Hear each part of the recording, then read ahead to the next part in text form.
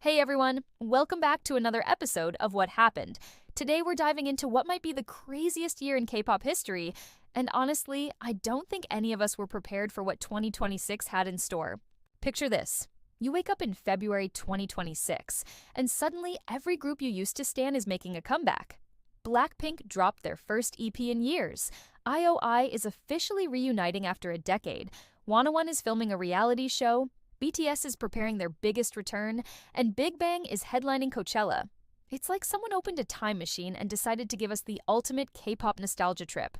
This is the story of how military service, contract renewals, and perfect timing accidentally created the biggest K-pop reunion year we've ever seen. And trust me, the behind-the-scenes logistics of making all this happen are just as wild as the announcements themselves. Let's start with February 27th, when BLACKPINK released Go from their EP Deadline. But this wasn't just any comeback. BLACKPINK partnered with the National Museum of Korea for something unprecedented. They lit up one of Korea's most prestigious cultural institutions in pink light for over a week and held listening sessions next to ancient Korean artifacts. Think about that. A K-pop group collaborating with a national museum to connect 5,000 years of Korean history with modern pop culture. The Go music video showed all four members preparing for a cosmic voyage, holding crossed oars that symbolized their unbreakable bond. When that Go symbol emerged from exploding white sand, fans immediately knew BLACKPINK was operating on a completely different scale. The numbers backed it up too. Go debuted at #1 on the Billboard Global 200, became their third #1 hit, and broke streaming records within hours.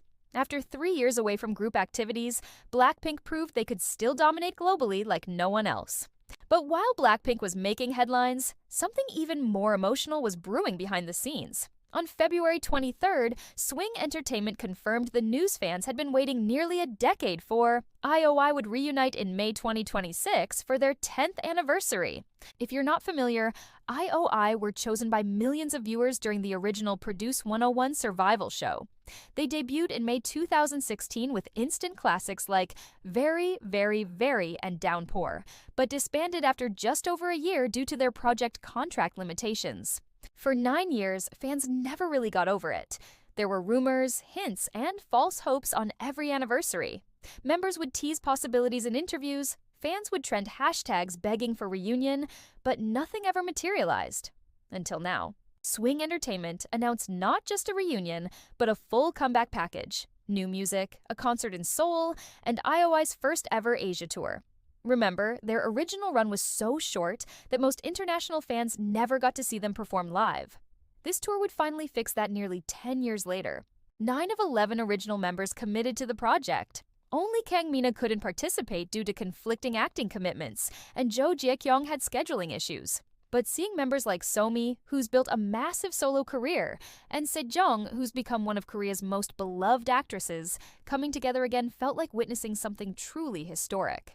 The emotional weight hit different because of how much had changed. When I.O.I first debuted, members like Chungha, Somi, and Sejong were teenagers just trying to make it in the industry. Now they're established solo artists with their own successful careers and personal growth. The announcement completely broke the internet in Korea. National producers, what Produce 101 viewers were originally called, started trending worldwide as fans remembered casting their votes for these women all those years ago. But I.O.I wasn't the only produce group making major moves. On January 2nd, Minette confirmed 101 would reunite for a reality show in the first half of 2026. 101 formed through Produce 101 Season 2, debuted in 2017, and became absolutely massive, like breaking every record possible massive. They dominated digital charts, album sales, and overall cultural buzz before disbanding at the end of 2018 due to their contract limitations. The reunion actually started organically at the Boys Planet finale. Several 101 members attended the show, and afterward they had dinner with the producer who had worked on their original reality series 101 Go. During that casual dinner, members Hwang Min-hyun and Ha Seung-woon suggested doing a reunion reality show. What's fascinating is that this wasn't driven by companies demanding profits or fan pressure campaigns. The members genuinely wanted to reconnect with each other and their fans.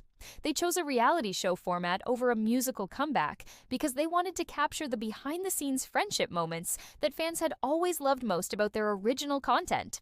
The only major complication was Kang Daniel's upcoming military enlistment, which would limit his participation. But even with that constraint, the excitement among Wannables was absolutely overwhelming. The nostalgia factor hit hard when Mnet released their reunion teaser featuring the signature cassette tape imagery and the words, "We go again." Members shared the video on their personal social media accounts, and suddenly it felt like 2017 all over again. While these reunion announcements dominated social media timelines, something even bigger was building in the background. BTS confirmed their return with ARIRANG, scheduled for March 20th, 2026. After nearly 4 years away due to mandatory military service, the biggest K-pop group in history was finally coming back. But this wasn't just any comeback announcement. BTS planned something absolutely unprecedented: a free concert at Seoul's Gwangwamun Square for 260,000 people. To put that in perspective, that's larger than most major music festivals. The city of Seoul had to prepare special infrastructure and crowd control measures just to handle the anticipated masses. The album title ARIRANG was deeply significant too. ARIRANG is Korea's most representative traditional folk song, so choosing this title showed BTS connecting their massive global success back to Korean cultural roots in a meaningful way. When pre-sale tickets for their upcoming world tour opened, the demand was so intense it crashed multiple ticketing websites simultaneously. Fans had waited years for this moment, and the anticipation was unlike anything the K-pop industry had seen before. Meanwhile, BIGBANG announced they'd headline Coachella in April 2026. Despite controversies and lineup changes, G-Dragon's recent Übermensch solo tour sold 825,000 tickets, proving they could still draw massive crowds. Their Coachella performance marks their 20th anniversary and first major group appearance since 2022. Why was all this happening simultaneously? A perfect storm nobody predicted. Military service timing meant male idols from the same generation completed service around the same time. Contract cycles from 2016-2017 groups hit renewal periods together. Anniversary milestones created natural reunion opportunities. Industry recovery from pandemic disruptions made everyone hungry for major events. All these factors converged to create what experts call a once-in-a-decade moment. The logistics were absolutely insane. I.O.I required coordinating 9 successful women across different companies and schedules. BTS had to relearn group dynamics after years apart. BLACKPINK's museum collaboration needed unprecedented institutional cooperation between YG Entertainment and Korea's cultural institutions. But the impact has been massive. Streaming numbers hit record highs, ticket sales broke websites, and merchandise surged globally. More importantly, these reunions redefined what's possible in K-pop, proving groups can maintain relevance after years apart, and that nostalgia can be a powerful creative force. And they've shown K-pop's incredible emotional impact on people's lives. Watching fans cry over I.O.I's reunion announcement or BTS's return demonstrates how deeply these artists connect with people's personal memories and formative experiences. So where do we go from here? Well, 2026 is still far from over, and the pressure is mounting. I.O.I's May comeback will be the ultimate test of whether 9 women who've built separate successful careers can recapture the lightning-in-a-bottle magic that made them special a decade ago. The expectations are sky high, and the answer will likely shape how the industry approaches future reunion projects. BTS's world tour will determine whether they can still command the massive global attention they had before military service. Early ticket sales suggest they absolutely can, but the real proof will be in their live performances and whether they can still create those transcendent concert experiences. BIGBANG's Coachella set will either powerfully remind everyone why they're considered legends or potentially highlight how much the industry and audience tastes have evolved past their era. Meanwhile, newer 4th and 5th generation groups are having to compete for attention and resources with these massive reunion projects and comeback announcements from established legends.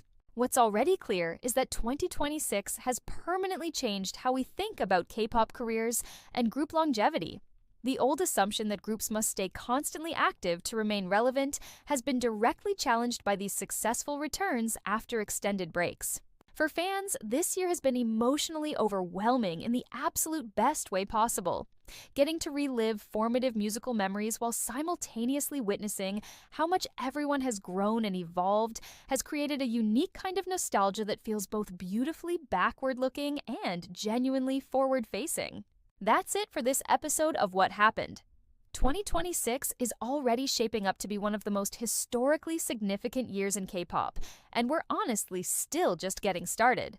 These reunions and comebacks aren't just about music releases. They're about the enduring power of shared memories, the fascinating evolution of an entire industry, and those unbreakable emotional bonds between artists and their fans. Let me know in the comments which comeback or reunion you're most excited about, and whether you think this level of nostalgia-driven content is ultimately good for the industry, or if it's potentially taking too much attention away from newer groups trying to break through. If you want more videos breaking down major developments in K-pop and the global music industry, make sure to subscribe and hit that notification bell. Thanks for watching, and I'll see you in the next one.